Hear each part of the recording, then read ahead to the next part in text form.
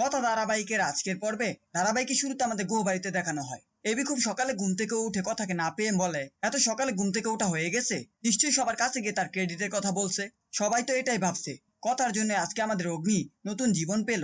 এদিকে যে সবাই মিলে তার সাথে হাতে হাত লাগিয়ে কাজ করেছে, এমনকি বিনিয়োগ স্যারের ক্রেডিটও কম নয়। কিছুক্ষণ পর কথা রুমের দিকে আসছিল, এটা অনুমান করে এবি আবার চটি পেয়ে ঘুমিয়ে পড়ে। তখন কথা এসে বলে, মনে হলে কেউ যেন হাঁটাহাঁটি করছিল। পেছনে ঘুরতেই কথা চোখ পড়ে এবির পায়ের দিকে। তখন কথা বলে ওঠে, বাবা এখন আবার নতুন নিয়ম তৈরি হয়েছে চটি পায়ে দিয়ে ঘুমানোর।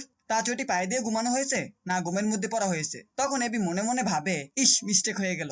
তখনই কথা বলে, আপনার ঘুম ভাঙানোর জন্য আমার স্পেশাল আইটেম আছে। তখন কথা পানি স্প্রে করলে এবির ঘুম ভেঙে গিয়ে এবি বলে, তুই আমাকে এভাবে ঘুম ভাঙিয়ে কি আনন্দ পাস? এরপর কথা অগ্নিকে জড়িয়ে দলে বলে, নিচে গিয়ে তো একাই সবার ক্রেডিটটা নিলি, তাই তো কিভাবে অগ্নিকে বাঁচালি? একটু মোড় ঘুরিয়ে আমরা গৌবাড়ির ড্রয়িং রুমে দেখতে পাই সবাই পুজোর জন্য প্রসাদ রেডি করছে। তখনই ঋতুপর্ণা লেখাকে বলে, পিসিমণি তুমি জানো কথা রেচার মাথায় বন্দুক ধরেছিল। তখনই কথা এসে বলে, আমরা সবাই মিলে লড়াইটা লড়েছি, সবাই মিলে কাজ করলেই কোনো কাজে ব্যর্থ হয় না।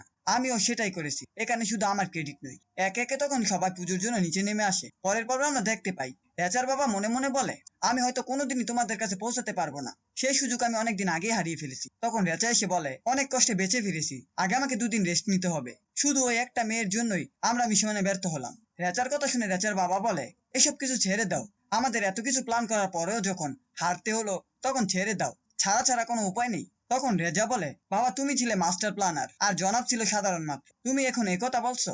এদিকে আমরা গুহু বাড়িতে দেখতে পাই কথার জন্মদিন নিয়ে সবাই এক্সাইটেড এবং এবি বলে, কথার জন্মদিনে কিছু একটা স্পেশাল করতে হবে। সবাই আলোচনা শেষে এটা সম্মতি দেয় যে রেস্টুরেন্টে গিয়ে কেক কেটে কথার জন্মদিন পালন করা হবে। পরের দিকে ড্রয়িং রুমে দেখানো হয় কর্তা দিদি পুজোর প্রসাদ দেওয়ার জন্য সবাইকে ডাকে। সেখানে এবি অঙ্কিতকে বলে জন্মদিনের প্ল্যানটা সবাইকে বলে দিতে। কথাটা সবাইকে বলতেই জুনি চিল্লিয়ে ওঠে এবং বলে, কালকে কথার জন্মদিন। এদিকে কথা মনে মনে ভাবে, হয়তো আমার জন্মদিনের কথা কারো মনেই নেই। কথার এমন ভাব দেখে এবি বলে, তুই হয়তো এটাই ভাবছিস, আমাদের কারো মনে নাই তোর জন্মদিনের কথা, কিন্তু কালকে দেখতে পাবি। এখন আমরা সবাই কেকের অর্ডার দিতে যাব। কিছুক্ষণ পর কর্তা দাদু আসে এবং বলে, কি হচ্ছে এখানে সবার? এদিকে কথা বলে, কালকেও পুজোর ভোগ দিব। কথার কথা শুনে লেখা এবং কর্তা দিদি বলে, আজকে তো হলো, তাহলে কালকে কেন? কথা কি বলবে বুঝতে না পেরে বলে, আজকে দিচ্ছি তো কি হয়েছে, কালকেও দিব। এই ছিল কথা ধারাবাহিকের আজকের আপডেট। ভিডিওটি ভালো লাগলে চ্যানেলটিকে সাবস্ক্রাইব করে পাশে থাকা বেল আইকনটি অন করে দিন।